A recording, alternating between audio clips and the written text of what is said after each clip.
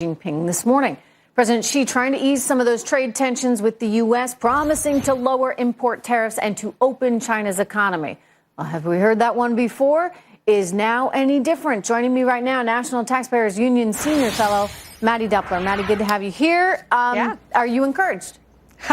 Well, I'm not surprised. Let's put it that way. It should not be surprising to anyone to hear China talk about liberalizing its markets. They've got 1.5 billion people. They know every industrial nation on earth wants access to those markets. So what we heard really wasn't super surprising. I think it would be a mistake to claim victory in those remarks. However, it's also a mistake to say that the blunt instrument of tariffs is the right way to go about trying to find an equilateral agreement with China where we have a fair and free, open trade process. And there's been a lot of discussion about how we accomplish that. Tariffs, of course, are ways to hold American consumers hostage for problems that all of the world faces right now. The entire global community really needs to be enjoined to try and put pressure on China to not only liberalize their economies, but also to have better trading practices with their partners. Dare I say, might that be a TPP 2.0? In other words, this, in fact, the president recently referenced this.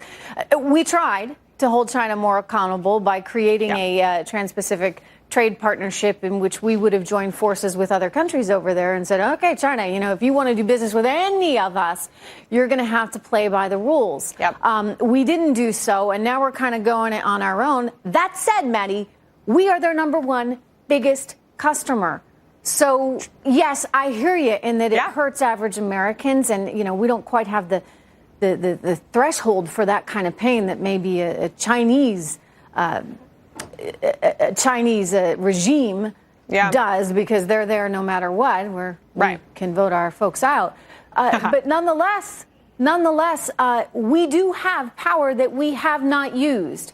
And do you think that the use of this now, with the promise of more tariffs in addition to steel, is scaring China in any way?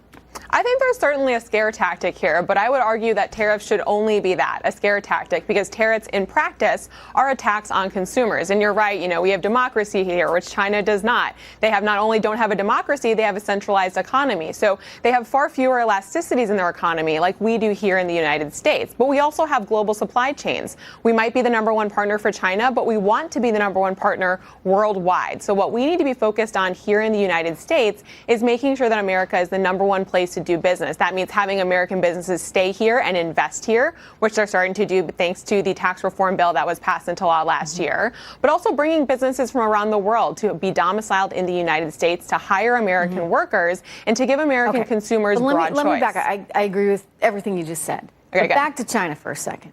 I mean, how is it fair that they charge tariffs on our goods? We don't charge it on theirs. And I know what you're going to say. Oh, but it makes it cheaper for everybody to buy all the stuff that they want to buy at Walmart. But in the interim, what happens? If you do not have a level playing field, what happens to your ability to produce as a nation?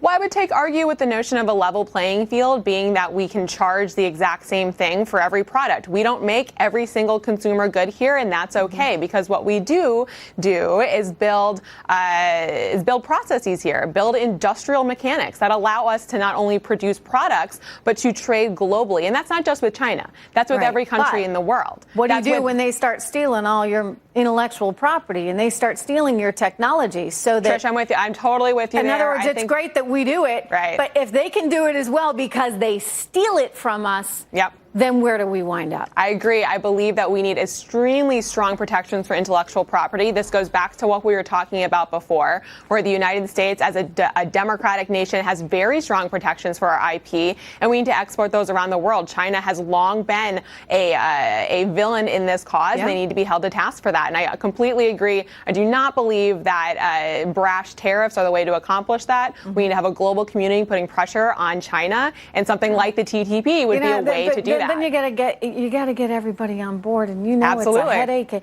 If we have power, if we have economic power, you know, and maybe we're saying the same thing here, because you're saying the threat of tariffs are not bad.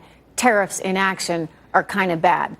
But we do have a pretty powerful threat, and if you're going to make a threat, you got to be willing to follow through on that threat. I don't believe in just throwing out rhetoric and not being willing to see it through, Maddie. Yeah, I agree with you there, but the American economy is a trump card in and of itself, and we should play it to its greatest strength, not to its greatest weakness. It's certainly a very interesting time, and it's nice to see the market recovering here on hope that China will actually start to level that playing field. Maddie, thank you very much. It's good to have you here. Very interesting conversation. At any moment, I want to remind everyone, guess who?